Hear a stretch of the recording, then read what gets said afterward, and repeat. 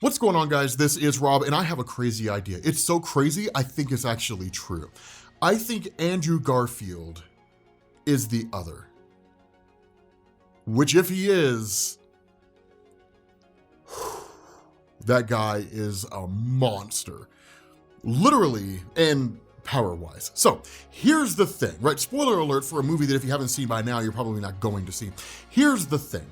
We know that we're gonna get like a gigantic Spider-Verse crossover event. And even if Sony and Marvel Studios haven't necessarily confirmed it, the writing's on the wall. One, they're teasing the idea or toying with the idea of creating an event that will basically center around the villain Null. That's our first clue. The second clue, which isn't even really a clue so much as, hey guys, this is happening, is Spider-Man Into the Spider-Verse, right? It's literally a movie where like Miles Morales, the animated version, which to this day I still say is one of the best Spider-Man movies of all time, but Miles Morales, Spider-Gwen, and Spider-Man Noir, and Spider-Ham, and all those characters, they all team up, right? And then you go into Spider-Man No Way Home, and you basically get the Marvel Cinematic Universe version of Spider-Verse, right? Or at least an Into the Spider-Verse type event, where you have 3 Spider-Man from across the multiverse that team up against a credible threat, which is basically the various villains from their own universes. Here's what makes this so cool. The concept of Spider-Verse came out of Dan Slott's Spider-Man run, which is the run that I always suggest you guys read if you ever want to get into Spider-Man, right? Just start with Spider-Man Big Time by Dan Slott, read forward, make sure you read through Superior Spider-Man, all the way through All New, All Different Marvel, and then basically the end of his run, right? Clone Conspiracy. So, fantastic Spider-Man run. But before Dan Slott picked up the pen and started writing his run, there was a guy named J. Michael Straczynski. Now, the last story that J. Michael Straczynski wrote was Spider-Man One More Day. You guys have probably heard of this story, if for no other reason than the fact that Spider-Man No Way Home was initially rumored to be based off of Spider-Man One More Day. We know now the movie's actually based more on One Moment in Time and Brand New Day. But when J. Michael Straczynski originally started writing Spider-Man, what he did is he introduced this concept called Spider-Totems. Now, what are Spider-Totems? Okay, so you know how like when T'Challa eats the heart-shaped herb and then becomes the Black Panther and like meets with the Panther god Bast and all that kind of stuff? He is basically an earthly avatar of Bast. That's essentially what Spider-Totems are, but on a much bigger scale, right? Because every universe has its own version of Bast, but there's only one other, there's only one bride, one Scion, and one Master Weaver across the entirety of the multiverse. So the way this initially played out is that in the comics, this guy named Ezekiel Sims showed up out of nowhere, right? And basically told Peter, you are part of a much bigger tapestry than you were initially led to believe, and a guy named Morlun is gonna try to kill you. Here's a bunker, hide out there, stay there, everything's gonna be cool. Peter said no. Peter ended up facing off against Morlun, and to hear him describe it, the force behind Morlun's punches was greater than that of the Incredible Hulk, right? Like, Morlun punched harder than the Hulk did, which was kind of nuts. Eventually, Peter Parker killed Morlun, Morlun returned, and then Morlun killed Peter Parker. And that's when the Other manifested. Now, the Other is basically this kind of soldier of the Spider-Totems, right? This guy that exists to essentially guard all the other Spider-Totems and is like first and foremost out there in front of everybody. The Other had chosen Peter Parker to be his avatar.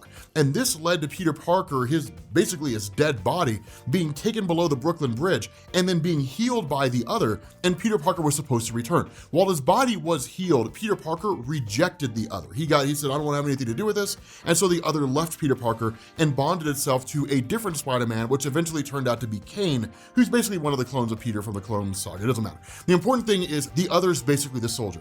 Now, beyond that, what you have is the Bride. The Bride represents happenstance. In the comics, it was a girl named Cindy Moon, that she was a girl who was in the same science class as Peter Parker and just happened to be standing next to Peter Parker when Peter was bitten by the radioactive spider that in turn bit her. Now, the way this works is that in the multiverse in the comics, and again, the Marvel Cinematic Universe probably won't follow this to a T, but given the nature of like Tobey and Andrew and Tom, it kind of looks like they are.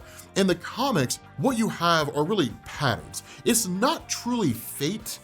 It kind of is, maybe fate by a different name, but you basically have patterns that whenever it comes to the Spider-Man mythos in the comics, it usually always starts with Peter Parker. That Peter Parker is bitten by a radioactive spider, usually at some kind of an event where he's attending a science exhibit or he's going on some kind of a trip with his class, but the general theme is always the same, right? That the circumstances for Andrew Garfield, the circumstances for Tobey, and the circumstances for Tom are not identical, but they're close enough, right? They're all basically similar. That across the multiverse, is pretty much always the same way.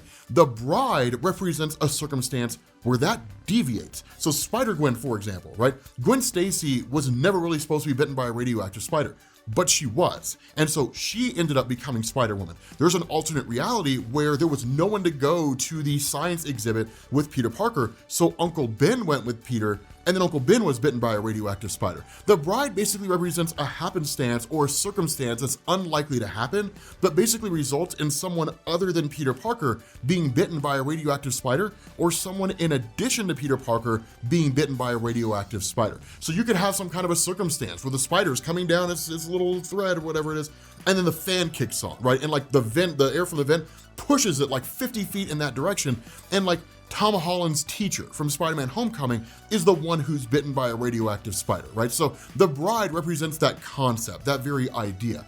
The Scion represents those individuals who inherit their powers. So as an example, in Marvel Comics, you have a universe called Earth X, which is a ridiculously good story. In fact, the Eternals movie is actually borrowing heavily from the Earth X storyline. But the thing about this is that Peter Parker has a daughter with Mary Jane Watson in that story, and then she inherits her spider powers. She's not bitten by a radioactive spider. She inherits them. The Scion represents that, hence the meaning behind the name Scion, descended from a noble family, descended from the Spider-Man bloodline. That's happened multiple times over the comics. It happened in the Old Man Logan universe, where individuals just inherit their spider powers.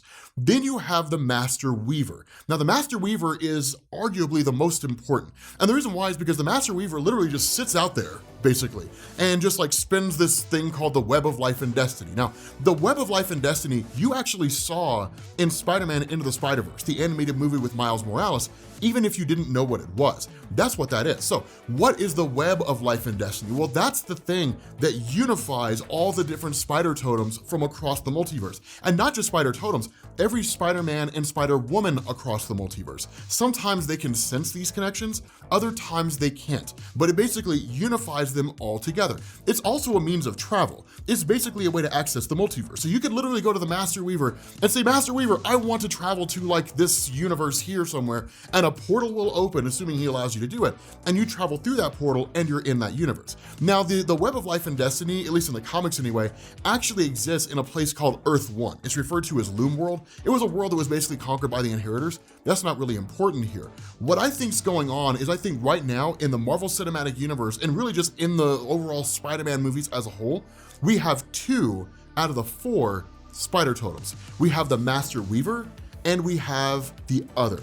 The Other, I think, is Andrew Garfield, because the Other usually visits and takes over a person in a time of dire circumstance. More so than that, the Other actually amplifies the emotional feelings of a person as they're possessed by the Other. In the case of Andrew Garfield, he told us explicitly after the death of Gwen Stacy, he stopped pulling his punches, that he became dark, he became brutal, that he started like just pummeling and possibly even killing some of the villains from his own universe.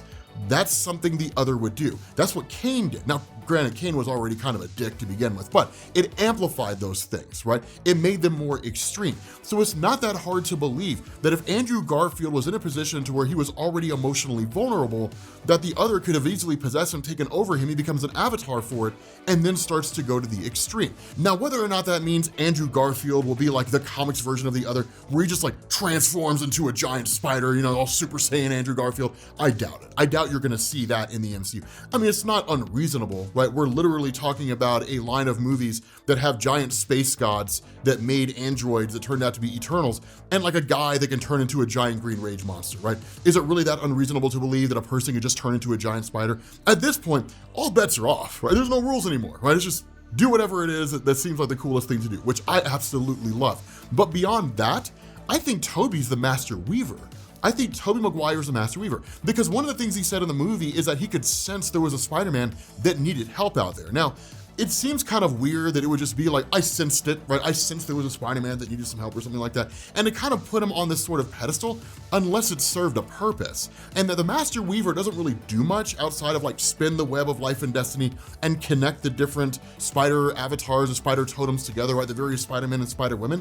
But if Tobey was going to be any of those guys, it would be the Master Weaver, that he basically represents this idea of unification among all the different Spider-Men and all the different Spider-Women across the entirety of the multiverse. And so when you have an event where basically any version of Peter or a Spider character out there loses what we would consider to be their Uncle Ben, it's a significant event, right? That like Tom Holland lost Aunt May. That was his equivalent of Uncle Ben, right? She told him, with great power must also come great responsibility. That solidified it. That one line right there was basically like, holy cow, this has all just been an origin story.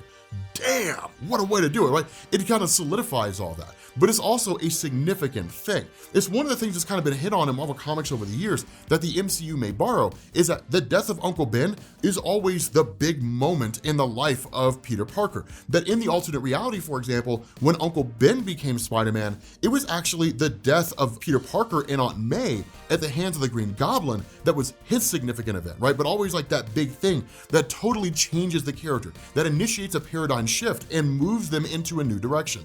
And so Tobey being able to sense that and be like, Tom Holland lost his Aunt May, I sensed there was a Spider-Man, you know, in dire straits, right? I sensed a great disturbance in the Spider-Force. Like, it makes sense that he would be like the Master Weaver, right? Like, he would be the guy that basically kind of connects all the different Spider-Men, or at the very least, can sense all the different Spider-Men.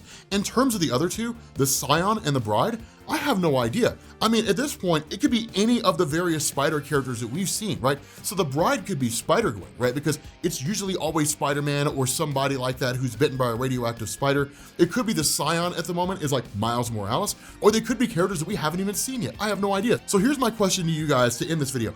If you had to pick a character to be the Bride and a character to be the Scion in this whole great big huge cosmic event that Marvel's doing that will most likely build up to the events of like Null the symbiote god, right? Because the Venom symbiote now exists in the Marvel Cinematic Universe, which means Null is now aware of the Marvel Cinematic Universe's existence, right? Assuming that he's anything remotely close to his comic book counterpart, who would it be, right? Who would this person be? If it's this great big huge multiversal event, it's all leading to a fight with Null, maybe something akin to like Venomverse or something like that, but it's gonna be this gigantic multiversal Spider-Man crossover event.